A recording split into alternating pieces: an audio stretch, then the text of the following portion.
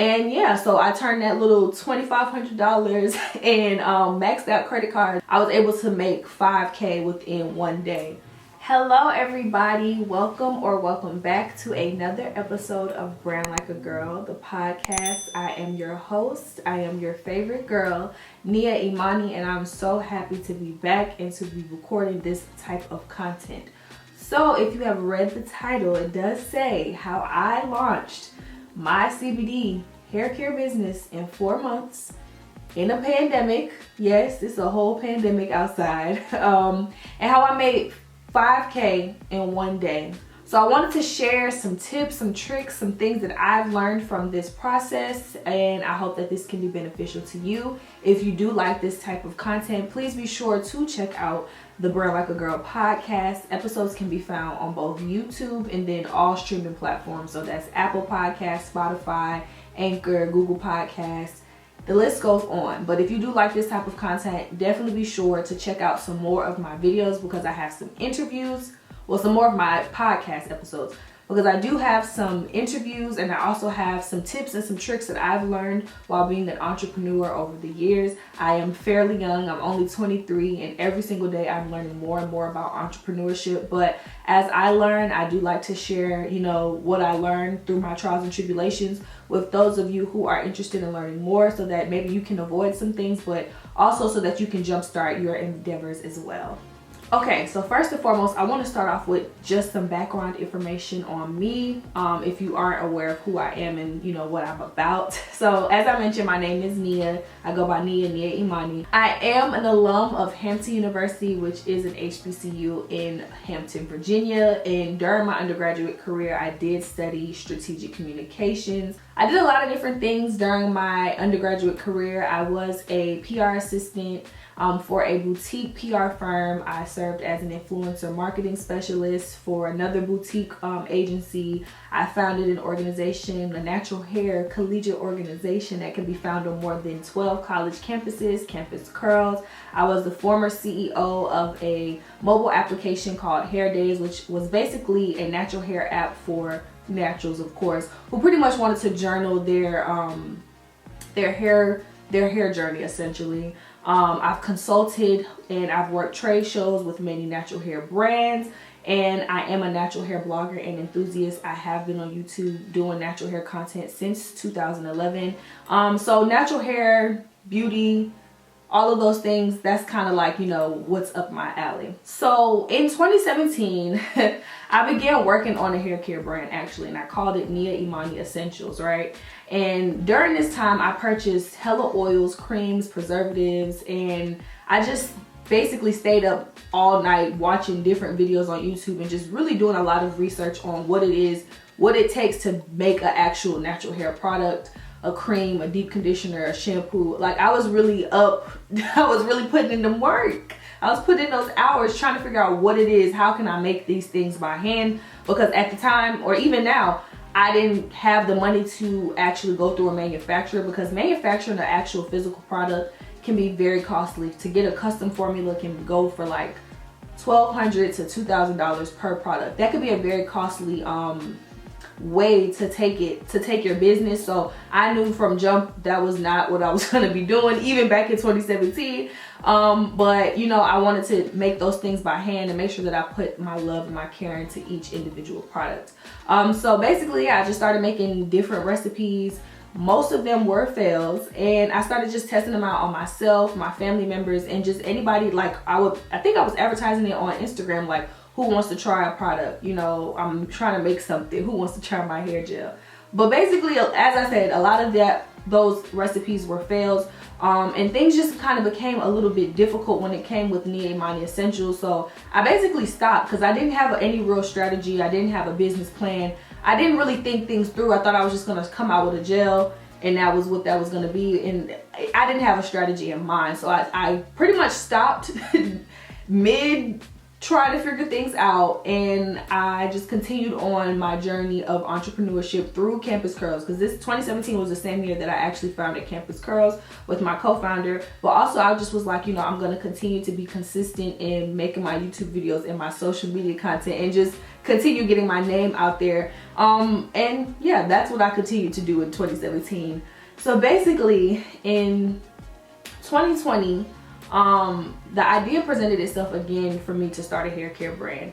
Transparently speaking, this past year since graduation has been fairly difficult. I have not had a consistent income when it comes to being able to take care of myself, and well, I'll take that back. Things haven't been consistent. Like my brand partnerships haven't been consistent. My content honestly hasn't been that consistent, and I just have been in a very big mental rut and just feeling like, damn, what the fuck am I doing with my life? I just spent 4 years in college. I built this brand for myself that I barely feel like I can wake up in the morning and, you know, work towards, because mental health is serious as fuck. But I just really began to get very down on myself and just feeling like I wasn't living out my life's purpose. So in the beginning of 2020, I believe, or the end of 2019, a young lady that I did an internship with a few summers ago, she approached me and was like, hey, let's start a hair care brand. And I was like, cool, because I mean, you know, this is what I do. I consider myself a consultant within the beauty industry. So I was like, you know, this is cool because I have, you know, in 2017, I was thinking about starting a hair care brand. So boom, you know, she had funding and she was like, let's do this. I was like, okay, that works. And then basically that shit fell through.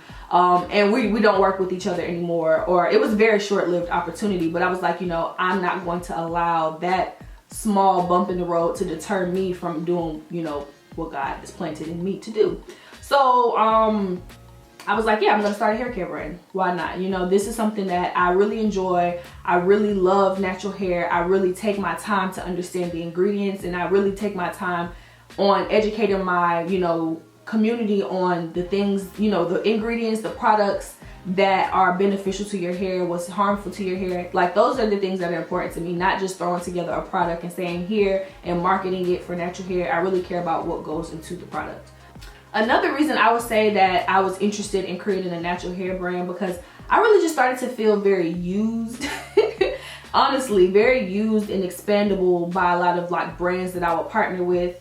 I feel like they take advantage of natural hair influencers. They really try to milk people. And that could be honestly just the beauty industry or just the influencer marketing world in general. I don't feel like a lot of brands are as genuine as they may come about. And I think it was just a point in the road for me where I'm like, okay, I can no longer just depend on these type of opportunities to be a sustainable income. It's time for me to create an income for myself. So basically I just sat down with myself and I just assessed what would make the most sense for me to like create a brand. You know, like I wouldn't create a brand on active wear. I wouldn't create a brand on cookware, because that's not something that, you know, right now I represent. You know, if you are going to create a brand, if you're going to create a business, I think it should make sense. Like, okay, what do people usually call on you for? What do people usually come to you for? You know, what do people know you for? People know me for hair care. Like men, women, honestly, everybody always asking me a hair question. So it would behoove me to create a hair care brand. So basically, after just figuring out, okay, Nia, you really do want to go forward with this hair care brand, I sat down and I just started to assess the natural hair market, or just the beauty market in itself. So I really wanted to sit down and understand, you know, what's currently going on in the hair care market. What are some trends? What brands are people leaning towards? Like, what are they demanding when it comes to the natural hair brand? I mean, the natural hair world. What are some brands that people are like running away from? Like they don't want nothing to do with those brands. And then what are some ingredients that people are loving? What are some ingredients that people are hating? What are some ingredients that nobody is using at all? And then also, you know, what is currently missing? You know, I had to really figure out what's missing in this market, because I didn't want to just say, hey, let me just create another product that everybody has already created with the same ingredients that everybody has already created. Like, where's the innovation?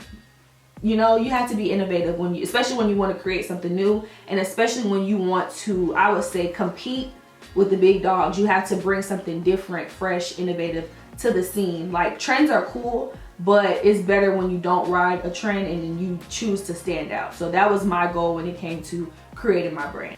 So next we're going to talk about my strategy that I had in mind kind of when I decided to, you know, go about this venture. So March 28th, I decided to do a hair care giveaway. As I mentioned, I was feeling very used by a lot of natural hair brands, and I had a lot of products and just stuff that was never opened and PR gifts that I had. And I was like, you know what? I'm not using this stuff, genuinely speaking, and somebody else will probably really appreciate this. So let me figure out what I can do. So basically, I created a natural hair giveaway, and I just gave away 4 bundles to random people that answered this survey that I created, right? So I posted this survey on Instagram. Well, I posted the giveaway, I posted some images on Instagram, right? And I asked people to, you know, hey, share this post, tag people in the comments, just so that I can expand my reach so that more people can, 1, answer my survey, and then 2, more people, you know, could see my post. I would also like to mention, if you do plan on doing any type of survey, you know, you should incentivize people for answering these questions for you. I don't know, give them a gift card, do something, maybe 10-20% off of your product when it launches if they answer your survey, because you don't want to just be getting all of this information from people and you're not really giving them anything in return. So for me, that's why I was able to give away a bundle of products. And I feel like what also helped is that, you know, multiple people had the chance to win, and I feel like that was a really good incentive. So basically, from the survey, I was able to survey 526 women and some men that were sprinkled in there. And I was able to confirm a few of my findings, or just a few of the assumptions that I had about my current demographic, or the demographic that I know that I'm interested in marketing to. And basically, I was just able to understand that my largest demographic was women, Black women at that, between the ages of 18 to 24. Like, that's my largest chunk. And I guess that's just because, you know, we're close in age. I was also able to understand that they are heavily populated in the US, more specifically on the Eastern Coast. And that, you know, I asked a lot of questions. Like, the survey might have been like 26 questions. It was about a 4-minute long survey, but I really wanted to get in depth when it came down to, you know, where do they shop for their natural hair products typically? How much money are they spending a month on their natural hair products? How much money are they actually making a month when it comes to their natural hair products? What do they like? What do they not like that's currently on the market? What's missing? You know, really just trying to find those holes and piece things together. I really do want people to understand, you know, it's good to have an inkling about what it is that you want to do for your business, but ultimately your business is to solve a problem that your potential consumers have, not your own problems. You know, a lot of people think that their brand is supposed to be a direct reflection of them, which it is to a degree, but when it comes down to your target audience and your target demographic, you need to know how they speak, what problems that they might have, and how your business can be the solution. You know, if you're the only person your brand speaks to, you're not going to really sell like that, because it's not all about you. Your business is not necessarily all about you. It's about solving a problem for, you know, the larger party, essentially. So in March, I also started to begin to write my business plan. Like last time, I did not write a business plan, but this time, since, you know, I wrote like constitutions and bylaws for Campus Curls, I've revised and rewritten business plans for other ventures that I've been in, and also making a business plan for my own personal, like my personal brand. I was like, you know what, let me sit down in March and make a business plan and really figure out, what do I want this brand to do? How do I want it to speak? What problems do I want to solve with my brand? Figuring out what is going to be my first product. Am I going to start out with a collection, or do I only have enough money to start out with one product? You know, just really figuring out and narrowing down some things. If you all want me to make a video on like what are some key points your business plan should hit, I will definitely make that into a separate video. But basically in March, I decided, hey, you know, this is the time, this is the best time right now for me to make my business plan, especially since I was doing a lot of market research at that time. It was just very imperative that I began, you know, writing up my business plan. Also, I didn't mention, but doing that survey was also a really good time for me to begin to collect email addresses. It's 2020, your business is really going to be running on data, running on analytics, and honestly, having someone's email address is going to be a very direct channel for you to contact them, whether you're talking about a new launch, whether you're running a promotion, whatever you have going on. You always want to ensure that your business has your consumers or potential consumers' email addresses. You know, if I preach this all the time, but if social media, YouTube, Instagram, Facebook, TikTok, Twitter, all of these platforms were to vanish tomorrow, how would you be able to get in contact with your consumers? That's why it's very important for you to begin to grow your email list now. So just from that survey alone, I was able to have 526 potential customers for my brand that I launched in August, and that was only in May or in March. So really take that into consideration. Start building your email list early. It's not that hard. Just find ways that you can incentivize, you know, people to sign up for your email list. So on April 18th, I finally figured out, well, not even on April 18th, before April 18th, I was like, okay, what am I gonna make for my first product? In my survey, I was able to see that a lot of people had suffered from scalp concerns, scalp issues, and a lot of people were like having thinning edges. A lot of people wanted, it was a lot of scalp things, right? And I wanted my brand, Imani Beauty, which I don't even think I've even told you guys yet, but I wanted my brand, Imani Beauty, to really have a scalp first approach when it comes to natural hair. I do believe that moisture and all of those things are important. Length is important. Yes, those are essential, but you have to take care of the scalp. That is like where the hair grows out. So I was like, you know, let's start small. Let's start, you know, at the scalp. And essentially this was, you know, creating a hair oil or hair elixir, which I have right here. That was most cost effective for me to begin as my first product. So I was just, you know, doing a lot of research, figuring out what type of ingredients that I wanted to add into a hair scalp elixir, and why would these ingredients be good, what type of problems they would be fighting. Boom, April 18th, I just dropped a picture on Instagram. I was like, you know, this is something that I'm working on. Who wants to try it out? You know, I'm gonna pick the first 10 people that tell me, you know, what are their hair goals, you know, then I'm gonna send you a sample, right? Again, that was the call of action. I could have just posted and say, hey guys, I'm gonna be starting up a hair care business, and I could have just left it at that, right? No, you want to build the momentum, but you also want a call to action. And my call to action was saying, who wants to sample the product? Because it's cool if the product works for you, but you need to know that this product can work for multiple people. And it can work for a larger group of people, not just yourself. So basically, yeah, I picked about 30 people. Initially I asked for 10 people, but I was like, damn, it was like a lot of good comments. I was like, okay, I'm gonna pick 30 people to test out my product for 30 days, not 60 days, for 30 days. So basically I asked them, I picked everyone who was gonna be in my tester group, and pretty much I just said, you know, this is how you use the product.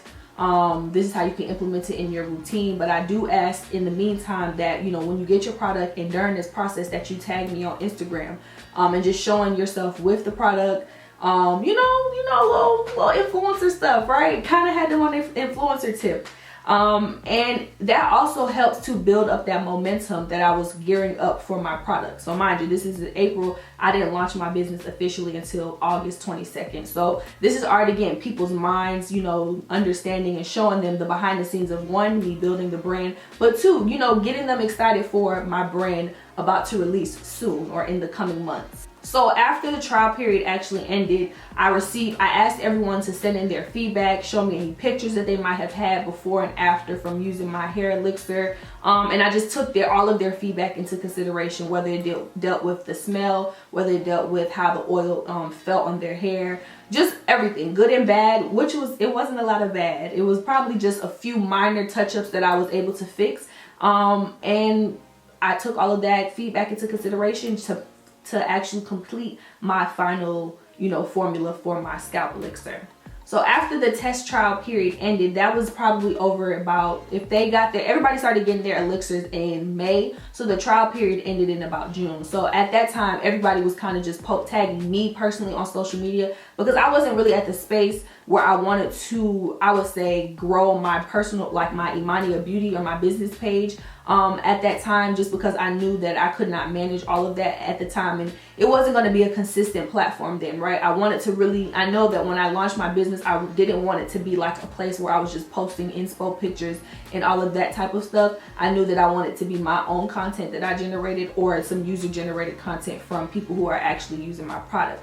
So on July 20th, I decided to create the Imani Beauty page officially on Instagram. I talk about this a lot because I think this is very important. It's really important that you don't create too many social media platforms that you can't manage, and then two, where your target demographic isn't or is, right? So I knew that, you know, from the jump, I'm most active right now on Instagram, and I'm active on YouTube. So it would behoove me to create a business page on Instagram. I'm active on Twitter, so I made a Twitter page down the line. But I knew that I wasn't going to create a Facebook and a TikTok and all of these other platforms that my target demographic or my target audience is not really on at the moment. You want to do what you can manage. So I did what I can manage, and I created an Instagram for Imani Beauty. I encourage people on my Instagram, you know, on my personal page. I started trying to funnel, you know, people that are following me to that page, right? So I did so by basically just showing some behind the scenes of like me, you know, getting stuff for the brand, whether it be like my herbs that I got, me mixing up my oils, me pouring the oils into their bottles, just showing all of that behind the scenes thing, you know, behind the scenes action. But also at the time, I put a link in our bio for everybody who wanted to sign up for early access to give us their email to join our waitlist. Again, this is another time where you can incentivize people for having their email address in return. And from doing that, we were able to gain 859 subscribers on our email list. So from MailChimp and from sending out emails from the people who actually signed up for our wait list, I was able to gain about $2,000, almost $3,000 worth of revenue from MailChimp alone. And that's for me sending out the emails to those people who asked for early access. I also want to mention too that the importance of me doing the tester, I was able to use the images that people had from their before and after of their hair growth and just their hair journeys, and also just some of their testimonials to encourage other people to be interested in my brand. So mind you, if I just was like, hey guys, here's a product, and I really had no reviews, no testimonials, that doesn't really strengthen the brand. What strengthens your brand is reviews, testimonials, ratings, those types of things, and honestly referrals, and a lot of times word to mouth marketing. So already having 30 people who can sit down and vouch for my brand before my brand has even officially launched was very beneficial, very helpful, and also provided me with some user generated content to start to post on our Instagram page. So yeah, on August 22nd, that's the day that we decided to launch. I was a little bit nervous to launch that day because I didn't have everything at the time. Well, not everything, I'll take that back. I didn't have everything that I wanted. So like you guys can see these boxes, this was something that I had been waiting on for like a month. Due to COVID, everything kind of took a long time to come. But I said, you know what, I'm gonna just launch anyway, even if I'm not 100% ready, even if I don't have everything at the time, I'm gonna just do it, and that's just gonna be what it's gonna be.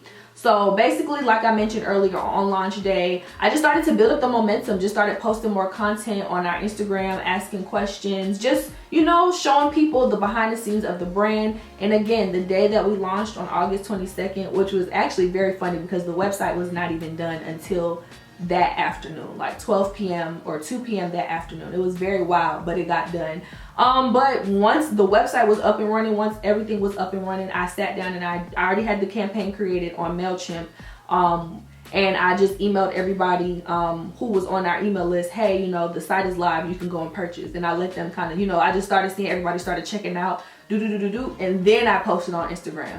Because, you know, that's kind of, I feel like that sometimes is the reason that you have a mail list, is to kind of give those people who did decide to give you their email address that exclusivity or that extra, you know, little leeway. I mean, that's just my personal opinion. A lot of brands do that now though. It's basically, a lot of people are calling them VIP lists, where, you know, you pay for exclusivity, you pay for first access. People like to have that first come first serve access. So I was able to do so, and it worked. So that's just a little bit about the strategy that helped with my business. Now I'm going to tell you all a little bit about the funding aspect, because I'm pretty sure you're probably like, how much did it cost to create this business? Some of the legalities of the business, and then also I would just touch briefly on some cannabis stuff. As I mentioned in the title above, this is a cannabis hair care business. But I'll make a whole separate video on what it is, what it takes to start a cannabis business, what you need to know before starting a cannabis business, because I've learned a lot just within this past month on do's and do nots and things to avoid. And if I can save you all some of the headache, I will definitely be sure to do so. But in regards to funding, I did use one of my influencer checks that I got from working with another brand actually, and that was about $2,500. And I maxed out some of my credit cards. At the time, I'm gonna be really honest with you all, I did not have no money. I really, like, my accounts was going to negative. I was late behind a lot of my bills. I really just didn't have it. But I was like, you know what? When I get this check, this influencer check, I know it's $2,500, and everything that I pretty much needed to order was within that kind of price range. I tailored how much I was going to launch, how much product I was going to launch, and how much inventory I needed to fit my $2,500 that I knew that was coming in, right? So yeah, I used that check of $2,500. I maxed out 2 of my credit cards to purchase herbs, glass bottles, a Spotify account, other materials that I needed to launch my business. And that's how I did it. You know, everybody's business model is not gonna be or look like this. I know that a lot of people actually, they don't need any money. A lot of people do not use any of their money up front to fund their business. A lot of businesses actually do succeed and thrive initially off of the pre-order model. And basically what that means is you get people excited, you let them know, you present them an idea and say, hey, this is the product that I want to sell. You can place a pre-order. Pre-orders might last anywhere for a month to 3 months, and all of that money that they get from the pre-order, they then use that to fund their venture. I knew that I personally didn't want to do that for my brand in particular, just because I know how impatient people can be. Some people are understanding, but some people are very impatient, and I just didn't want to run into the issue of, why am I waiting so long? Where is my product? Oh my God, Black businesses are so unprofessional. I just didn't really want to run into those issues. So I decided to use some of my funding up front to fund my business and get it off of the ground. And yeah, so I turned that little $2,500 and maxed out credit cards. I was able to make 5K within one day, 24 hours. I was able to make 5K within 24 hours with my business. So now we're going to talk about some legal stuff, because I'm sure some of you all are curious. On April 21st, I formed an LLC in the state of Georgia. It was about $100.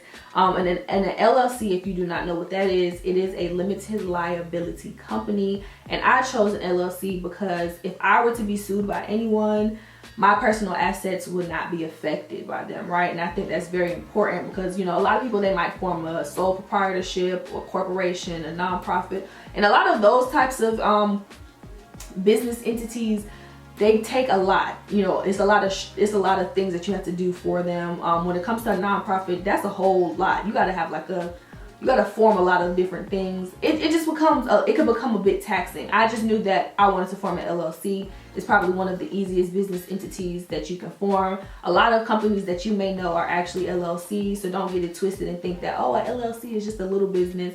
No, Google's an LLC, Amazon is an LLC. A lot of different companies are LLCs. So after I formed my LLC, I went to the IRS website and I got my tax EIN number. And basically that's just like a social security number for your business. And then after that, you know, if you do plan to sell a physical product on or offline, it will behoove you to get a reseller's certificate or a seller's permit. And then after this, after you already have your tax EIN number, you would typically create a business account to keep your business and your personal funds separate. But I will let you all know at the moment that is a bit difficult for some people who have CBD businesses, because a lot of banks and companies and corporations still see CBD, hemp, well, CBD specifically, because CBD is legal. They do see CBD as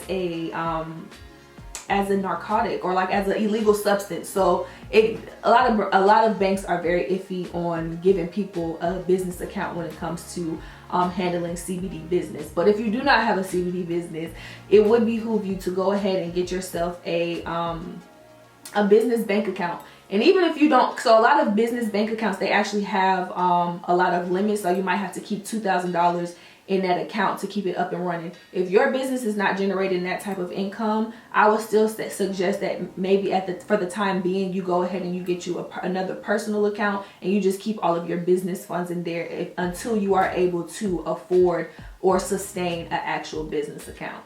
And lastly, if you want to also have a cannabis business, and this is something that you will learn or just see from other cannabis businesses, it is important that you send off a sample of your cannabis infused goods to a lab and get it tested to confirm that what you have marketed on your label is indeed true.